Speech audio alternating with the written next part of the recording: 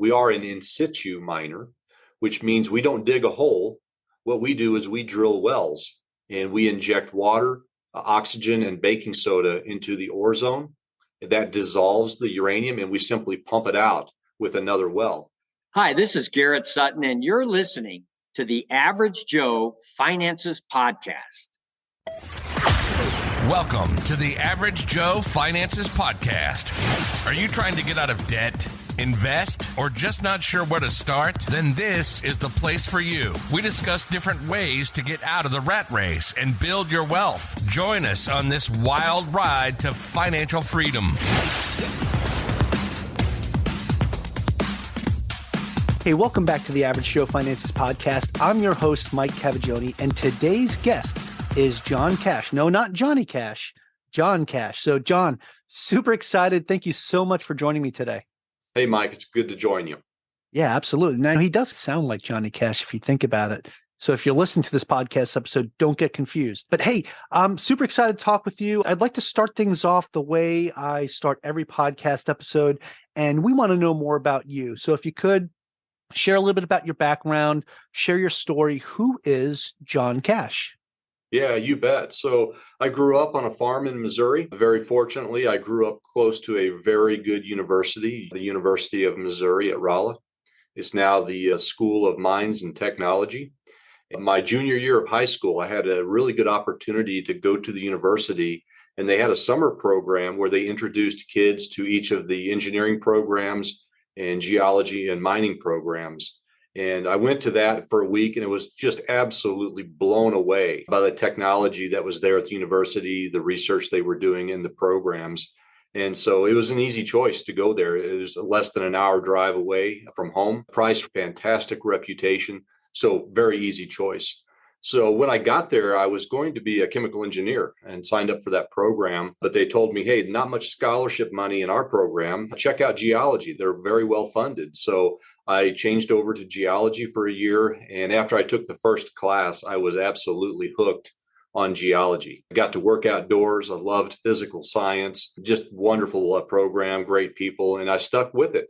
And haven't regretted it ever since. But got my geology and geophysics degrees, bachelor's and master's at Rolla, and went on to work for some of the majors. Worked for Rio Tinto for just a bit, and also BHP, exploring for uranium. And so I started off in uranium very early on in my career, and it really is the only commodity I've ever worked. And so after the majors, I went to work for Rio Algam. They don't exist anymore. They sold off their assets. Ultimately, their assets, along with me, ended up with Cameco, which is one of the major uranium producers globally. I worked for them for a number of years. Then back in 2007, I got a call from an old friend and asked me if I would come to work for Uranium over in Wyoming. So I was excited about that because they were starting up a new mine. I had never had a chance to build out a new mine, build something and make it my own and put my fingerprint on it. And so I jumped at that opportunity. And so I've been with Your Energy since 2007, first working in regulatory affairs, later on moving into the CEO position, in fact, very recently this year. So it's been a wonderful ride. I've really enjoyed working in the uranium. It's challenging, but it's got a number of really unique facets compared to other commodities that make it really exciting. The technology, the national security implications, some of the secrecy involved with it as well. It's been a great commodity to be in. So it's been a good run. Yeah, absolutely. So you came over to Your Energy to start off in the regulatory area and now recently becoming the CEO. So congratulations on that. That's fantastic. But I think what's really fascinating is they were starting up a new mine, and that's something that you really wanted to get into, right? This was back in 2007. And now you're the head person, right? Now you're running this company and you've got to see, I guess, all facets of it, right? As you moved up. And it's interesting because I've had other people on the show and we've talked about other like precious metal mining and minerals and things like that, but never had anybody specifically about uranium, which I think is very interesting. So from an investor standpoint, what is it actually? How does somebody even invest in a commodity like uranium? It's a bit unique compared to some of the precious metals and base metals. A lot of the mining that occurs and the processing that occurs really is held by either private companies or state-owned entities like out of Kazakhstan and Russia and out of France as well. There really is a very limited number of companies that you can invest in that are publicly traded. And there are opportunities out there, but it's not like the gold or silver commodities where you've got hundreds of companies that you could invest in globally. You've got probably a few dozen miners or exploration companies that you can invest in. It's a pretty short list. And then when you move from those explorers and developers up into real miners, companies that have actually put pounds in the can and produced, it is an incredibly small list, just a small handful of companies out there that are publicly traded and have actual experience with mining. So I'm proud to say I work for one of those few companies. We started back in 2006. I joined in 2007, but we got the facility permitted, constructed, and up and running very successfully, which put us in a very elite club globally. Yeah, absolutely. A very small group of people that are doing this, like you said. And I don't think a lot of people realize how important uranium mining is. I know after 20 years in the Navy, especially being on a nuclear-powered aircraft carrier, the importance of mining such assets and, how it's funny because a lot of people don't think about certain things. In an aircraft carrier, a nuclear-powered aircraft carrier only has to get refueled every 25 years. And, that's one of the interesting things. I got to spend some time on the Theodore Roosevelt as it was doing its refuel overhaul process. And it's amazing because it was almost like building a brand new ship again. And it comes out of the shipyard and it's good for the next 25 years. That's crazy when you think about it. Where other ships in the Navy, they got to do refuelings at sea and all that. We could just keep going. The only fuel we're taking on is jet fuel, right? Very interesting stuff. Now, another piece of this that I think is super important that a lot of people might not think of is the national security piece about this, right? When you had mentioned those other areas mine uranium, you had mentioned Kazakhstan, Russia, and now France. That's not a lot of countries that are involved in the mining of uranium. And it's such a small number that those that do have an upper hand in certain aspects when it comes to national security. So why is it important that a company like Ur-Energy succeeds? Yeah, I'll talk about two different aspects. I'll talk about national security, but I'll also mention the electric generation. A lot of people don't realize in the US that we are the largest producer of nuclear electric globally, more than France, more than China. We are still number one when it comes to that arena. Yeah, isn't France like number 2 right now? Yeah, I believe they're number 2. Yeah. China is knocking at the door. They're building out very quickly. But here in the US, we still have 93 reactors that are churning out green energy every day. It's carbon free, base load, relatively low cost. And those reactors have been online for a number of years and people don't realize it. They produce about 20% of our electricity in this country. And about half of our green energy, our carbon-free energy, comes from nuclear. So when we look at just basic base load electric generation, nuclear is a major contributor in the US, and especially when you look at green energy. But when you look at national security, as you mentioned, we have our nuclear navy that relies on nuclear power, and that's the number one consumer of uranium when it comes to national defense. It's not the weapons program, it's the nuclear navy that really consumes the bulk of the uranium. And it provides such an incredible benefit to the Navy. When you're at wartime, you don't want to have to spend time going to refuel. You want to be able to get that ship, get those submarines out there to do what they need to do without having to come back to port. And nuclear power allows them to go out for years, decades, in fact, without having to come back to port to refuel. And it's a tremendous advantage that our nuclear Navy has when they don't have to worry about that. So that's really important that we have that supply of uranium here in the US, not just for electric generation, but also for our nuclear Navy and weapons programs. We hate to have those programs, but in the world we live in today, we have a lot of foes that force us to have those programs. So we have to consider that. Unfortunately, right now in the US, we have very little mining that goes on, virtually none. And also the processing of uranium, conversion and enrichment are the two steps post-mining. Right now, we have one conversion facility in Metropolis, Illinois. It's called Converdyne. It's been shut down since 2017. They are attempting to refurbish that now, and they're hoping to bring it on in spring of next year. But when it comes to enrichment, there is only one enrichment company in the US, and it's foreign owned.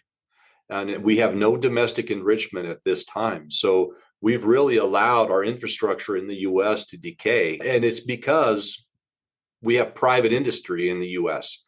And we've been trying to compete with state-owned enterprises in Kazakhstan, in Russia, Uzbekistan, and even with the French. Their nuclear industry is largely owned by their federal government, who bails them out every time they get into trouble. And we don't have that luxury here. So when you're trying to compete with foreign governments who really subsidize those programs, because especially from Russia's perspective, they're attempting to weaponize that energy supply, they get all the support in the world. And so it's been very difficult for US and Canada and Australia, the Western world private companies, to compete. So we've worked ourselves into a pretty difficult position right now, unfortunately.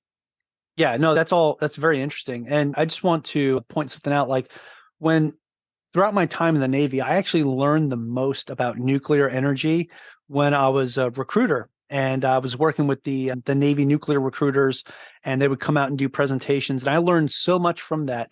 And I was always telling people, and my wife and kids, they were always fascinated by this, but I would tell them, like, every time you see an aircraft carrier pulling in and out of port, that's 2 nuclear power plants right now that you're seeing go back and forth, right? Now, you're not seeing the submarines coming in and out, but each time they're going by too, there's more nuclear power plants, right? So when you think about it, in all these major naval facilities, at any given time, you can have 20 plus nuclear power plants all in one spot. And the thing is, like, when people think about, they get fearful about nuclear energy because of everybody thinks back to Chernobyl and everything. But one of the things that I learned throughout time too was some of the reasons why stuff like that happened, and the corners that were cut when Chernobyl was put together, and it wasn't properly built to cool the rods. And I don't want to get too into the details or too into the weeds, because my listeners are going to be like, what the heck, man, you lost me.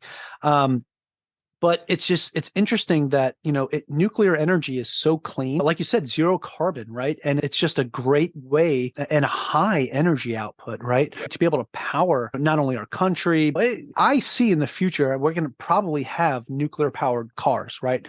When they're able to build a small enough way to make it work, right? And that's it. You're going to little nuclear generators driving all over the place, right? And you'll never have to refuel the car for the life of the car. It'll be interesting disposing of them, and car accidents might be a whole different story, but I feel like it's just a very efficient way to create energy. And you had brought up a couple of very great points when you talk about how, when it comes to uranium enrichment and how we've backed ourselves into a corner there.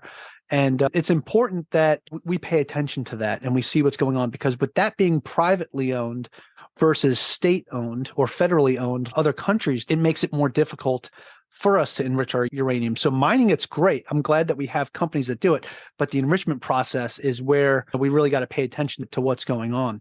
Now, for somebody that wants to invest in a company like Ur-Energy, what kind of benefits does investing in a uranium mining company provide for them? Yeah, so if you're interested in the nuclear industry and the fuel cycle, again, there are a very limited number of opportunities to invest, because a lot of the companies are privately held, i.e. not traded on the stock exchange, or they're owned by governments. And we're one of a small handful of uranium mining companies that's publicly traded. So if you do want exposure to the nuclear space, again, we're one of a very small handful of companies that are a producing uranium mining company. We've got proven assets. We've produced nearly 3 million pounds of uranium since we started operations back in August of 2013. Great opportunity now. The industry is expanding very rapidly. And I think the nuclear thesis, especially in the mid to long term, is extremely strong. We've got China that's building 150 reactors over the next 15 years. And they say they're on target to do it. And they might even expedite that and build them out quicker. And we've got countries all over the world that are announcing new builds. France, Japan is interested in it, South Korea, Finland, England, France, even here in the US, we're building out reactors. And it's really because countries really want to become energy independent, especially after Russia invaded Ukraine and they saw how reliant the world was on Russia for natural gas, oil, but also uranium. Russia is by far the largest processor of uranium in the world, and they really hold the world hostage when it comes to conversion and enrichment. And so here in the US, we're building out 2 reactors in Georgia. Bill Gates's company TerraPower is looking to build out several small modular reactors, including one not too far from where I am at right now in Casper, Wyoming. They're looking at building one out toward the border of Wyoming and Utah. and working on licensing of that right now. Man, just a tremendous period of growth because of that desire to be energy independent, and also a recognition that while renewables are great and they have their place, they don't check all the boxes when it comes to energy supply. So the world is recognizing we need nuclear base load because the sun doesn't always shine, the wind doesn't always blow, and so far we don't have a great way to store energy, but nuclear provides that great base load. So if people are looking to invest, Your Energy, we trade on the Toronto Exchange under URE and under the New York American under URG. So I encourage people to check that out and check out our website as well, because we've got a lot of investor information on there, including our public disclosures. So when you start exploring our space, you're going to see very quickly it's a very small space, and we're glad to be a part of that. Hey, thank you for sharing that, John, because I was going to ask you what your tickers were, because for those that are interested in investing in your company, so they know how to find you. But you brought up a bunch of things that I think we all need to pay attention to. And these are like the performance indicators that people should be watching when it comes to this industry specifically, is just the growth that's happening, not only here in the United States, but worldwide, like looking at what China's doing, look at what France is doing, and even what Russia's doing too. All these companies that are growing and expanding on nuclear energy, it's definitely something that you want to pay attention to, especially in an industry where it's tied not only to a lot of money, but it's tied to each one of those individual countries' national security, not just our own. But energy independence is one of the single most important pieces for any country to have to add to their national security. You gave a great example, right? How with Russia's invasion of Ukraine, how that has pretty much put most of the EU as a hostage, right? And they got the fuel lines that are coming down that they're like, we're just going to go ahead and cut this off. And now you're starting to see some dramatic increases in prices, especially in the UK. It was huge there. Lots of shortages, fuel shortages, everything. And so that's why this energy independence piece is super important for everybody to pay attention to, and why a commodity like this is something that should be paid attention to, especially if you're looking to invest for something over the long haul that's going to probably make you a lot of money in the future. This is probably a good thing to keep your eye on. Would you agree to that? Yeah, absolutely. And again, the short term, I think there's some volatility because of Russia invading Ukraine. That situation is working itself. There is legislation that's been proposed in the U.S. to cut off that supply from Russia. Congress is hot and cold on that. They get cold on it because the utilities are desperate for that supply from Russia. There's really no alternate feed for the processing. We can mine a lot of it in the U.S., but the processing, we're fairly limited right now. Yeah, it goes hot and cold in Congress because of that. But in the midterm to long term, again, the thesis is great. You've got so many people that are in the environmental community that for years were in opposition to anything related to nuclear, but they're beginning to realize that nuclear really is the answer. And because of that opposition from environmental groups, some of it's still there. There's still some groups that are in opposition, but a lot of groups are coming to say, hey, look, we got to go there. It's a fantastic bridge until we get to the point where we can rely completely on other resources and storage of energy from carbon-free sources. And so nuclear is the bridge, and people are really beginning to recognize that. Hey everyone, Mike with Average Joe Finances. The Real Estate Wealth Builders Conference, aka RubeCon, is on for 2023. It'll be May 4th through the 6th in Phoenix, Arizona at the Sheraton downtown. I'll be speaking again this year, and I want to see you there.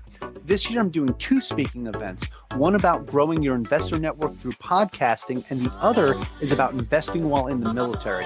We have some great speakers lined up, so you don't want to miss this conference. Visit averagejoefinances.com/RubeCon, REWBCON, or the link in the notes below, and use promo code Mike for discounted tickets. See you there.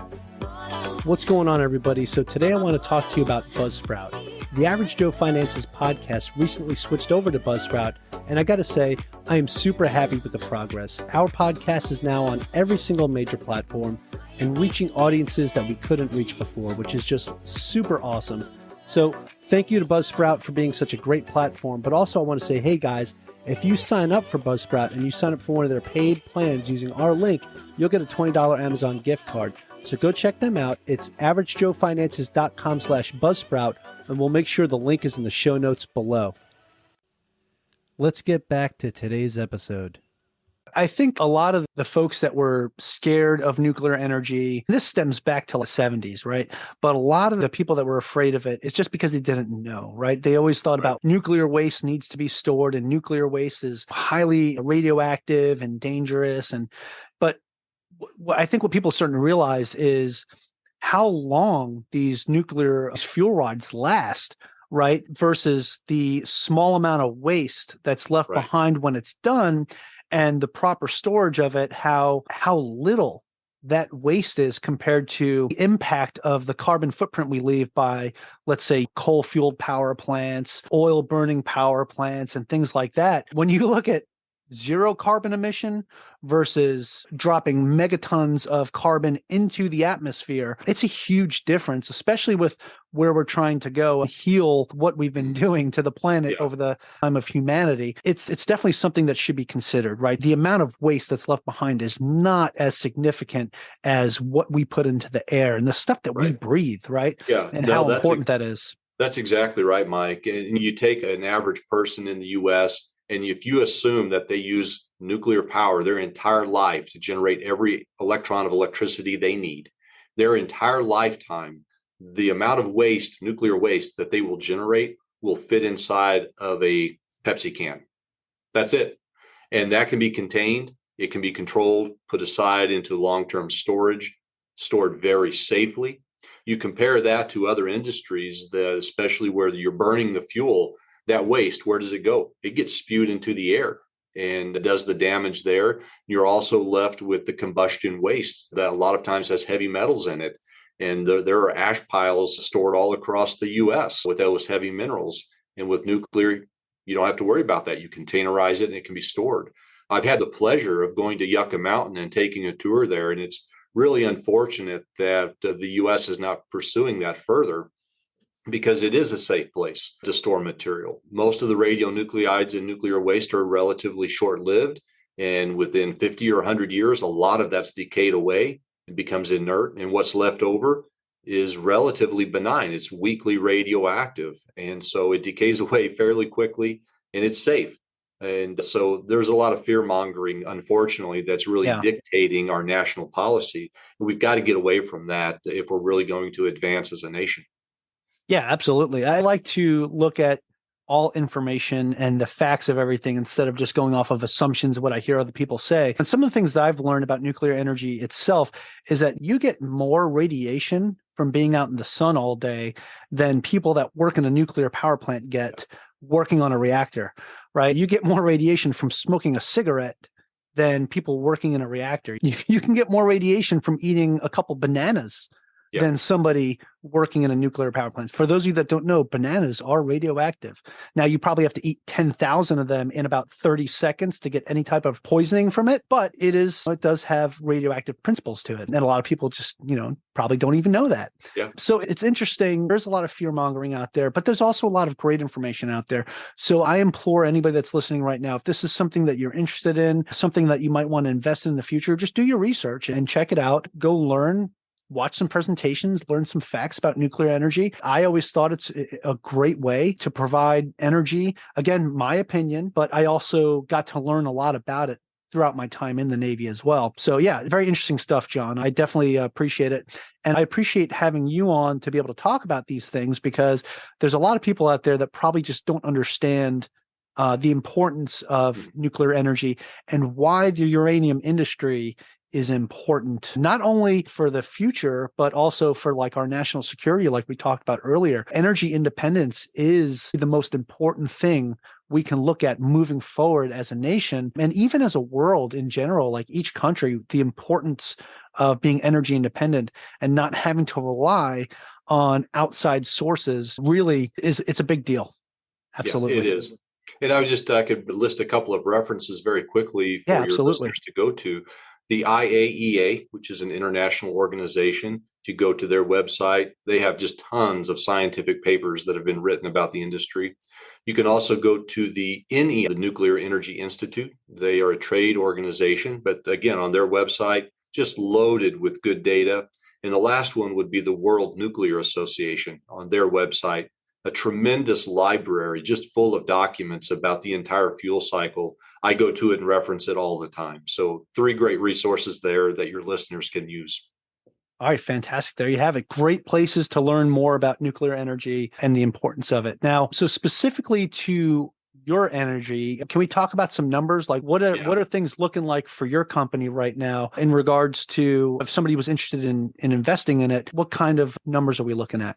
Yeah, you bet. So we started production back in 2013. And since that time, we've produced nearly 3 million pounds of uranium. Back in about 2018, 19, the market reversed on us, largely because of state-owned enterprises forcing the price down so they could capture market.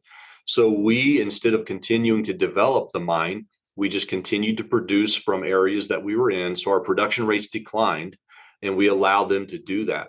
But recently, the market has been improving. So back in the fall of 21, we started constructing and drilling again. And so to put ourselves in a better position to be able to ramp up production very quickly as the market conditions improve. And they continue to improve. In fact, in August of this year, we signed our first contract that we've had in quite some time with a major U.S. utility to sell them 200,000 pounds of uranium per year for the next 6 years. And so we're very excited about that. We're getting ready to produce into that, and we've got to make a decision on that once we layer in more contracts. So we're working right now on layering in additional contracts. We're having conversations with the major U.S. utilities on a weekly basis to see what their interests are in purchasing domestic uranium. They're telling us that they are recognizing that they need to buy more Western world uranium instead of relying on Russia and Kazakhstan. So they're looking to diversify their portfolio. And I'm very optimistic that before the end of this year, we'll sign up enough contracts to be able to justify ramping up production at our Lost Creek plant.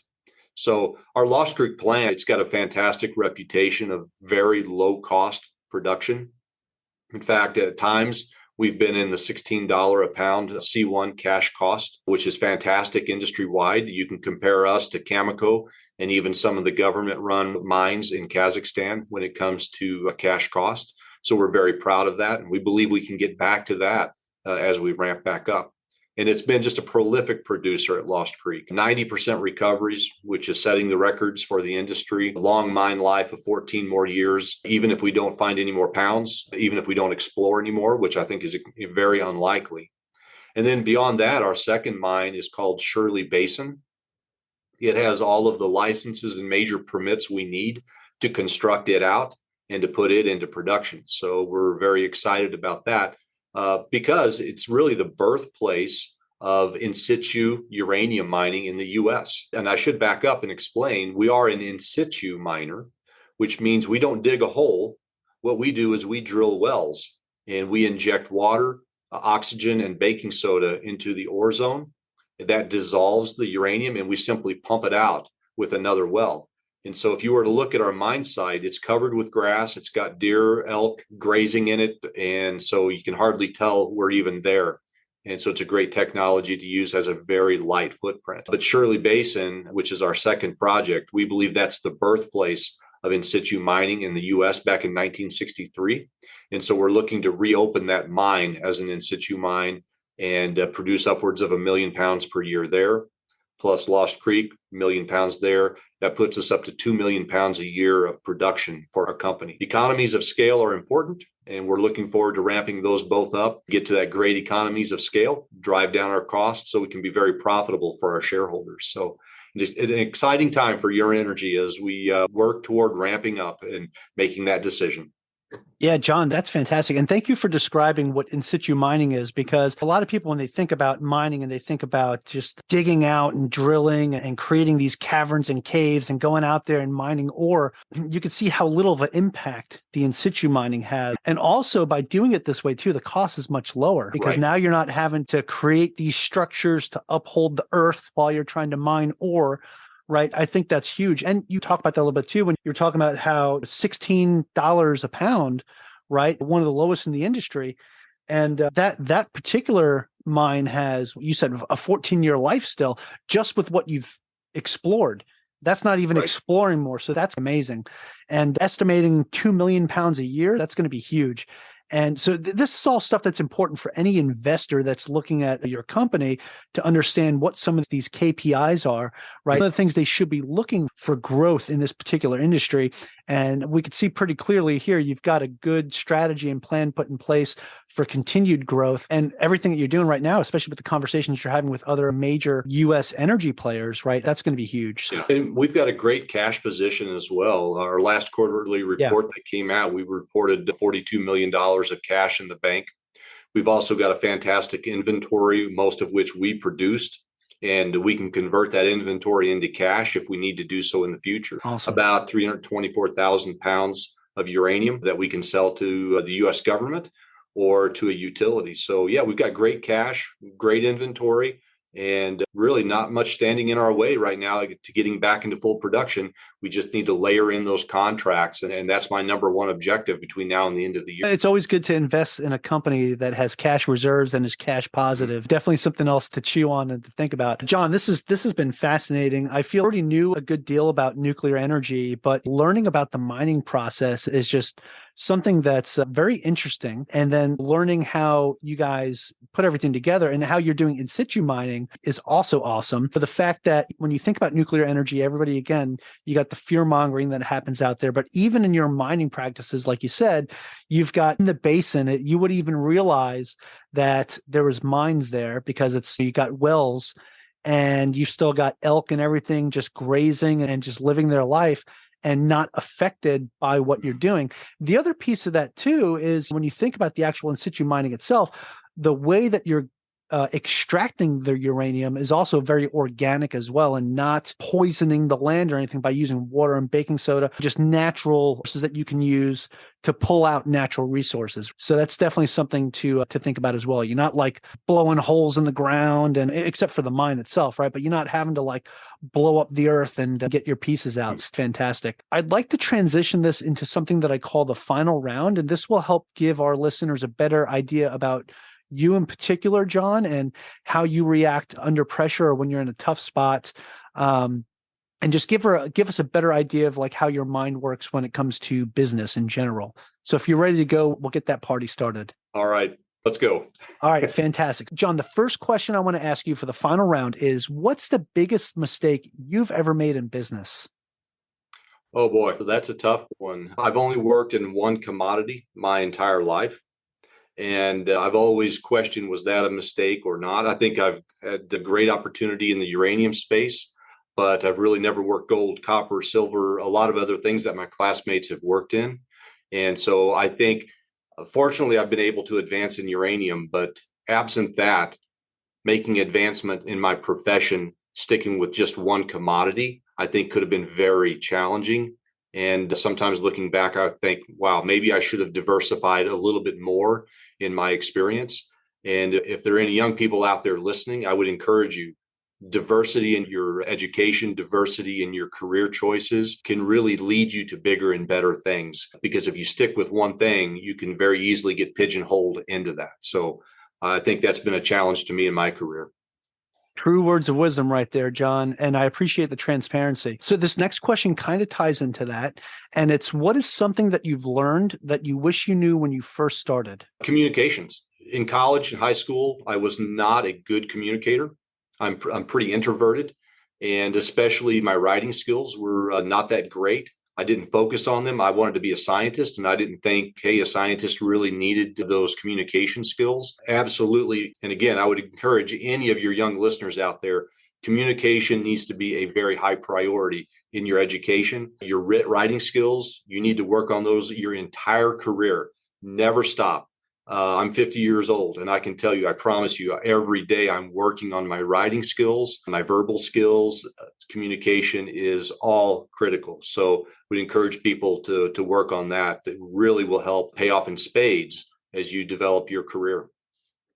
Yeah, no, that's a very great point, because even no matter what you do, whether it's real estate investing or whatever field you're in, whatever you're doing to build your wealth, communication is such an important factor, no matter what your career field is. So I second that most. So yeah, definitely appreciate that perspective. People ask me, what do you do for your job? And my answer is I communicate. I communicate with shareholders.